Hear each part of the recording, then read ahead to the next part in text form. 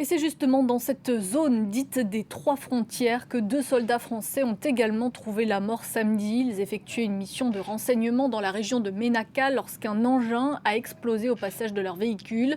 Une attaque revendiquée par Al-Qaïda au Maghreb islamique. Niagale Bagayoko, bonjour. Vous êtes chercheur spécialiste de la sécurité au Sahel. Comment expliquer justement cette flagrante dégradation de la sécurité dans cette région? Est-ce qu'on peut considérer que la guerre menée sur place contre le terrorisme est un échec? Si il est peut-être excessif de parler d'échec, à mon avis, il est évident que l'impact de cette guerre contre le terrorisme ne se traduit pas par des résultats significatifs dans l'ensemble de la zone. Et l'on voit que les civils demeurent les premières victimes de la violence qui affecte cet espace géographique.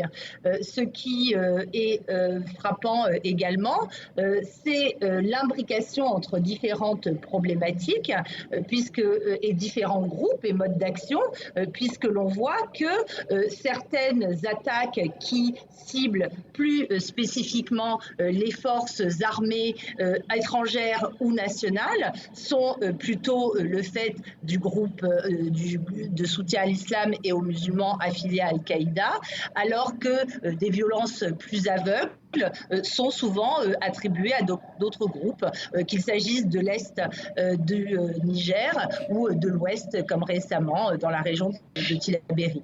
Vous parliez du Niger, on voit effectivement que les populations sont particulièrement touchées, 100 villageois tués ce week-end. Pourquoi sont-ils eux aussi pris pour cible? Alors, il est encore difficile, à mon avis, de savoir ce qu'il s'est exactement passé dans ce massacre absolument effroyable, qui n'est pas sans rappeler par son ampleur celui qui était survenu au Mali, à Ogosagou, où des centaines, 160 civils avaient été massacrés dans le cadre de heurts intercommunautaires.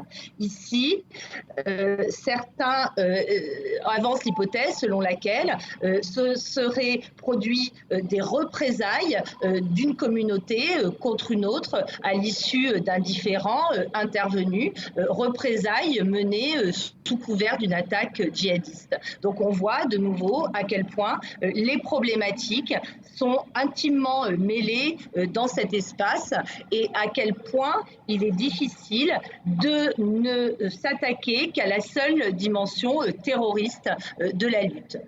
Pour en revenir à la France, rapidement, elle a perdu 5 soldats en 6 jours au Mali. Est-ce que ça peut l'inciter à se désengager militairement après 8 ans de combat?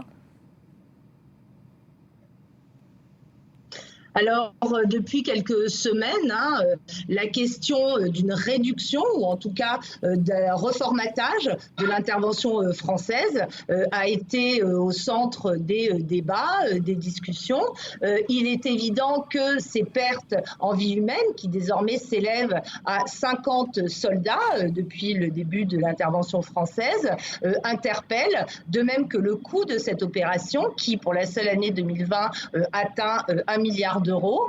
Et dans un contexte où les autorités maliennes elles-mêmes ont visiblement l'intention de poursuivre des pourparlers qui avaient été recommandés dès 2017 ou dès 2019 dans des assises collectives extrêmement larges, la question de l'appui ou non de la France à ce processus de négociation se pose bien entendu. Un retrait pur et simple me paraît cependant très très difficile et je pense que l'on assistera plus vraisemblablement à une révision du format du dispositif.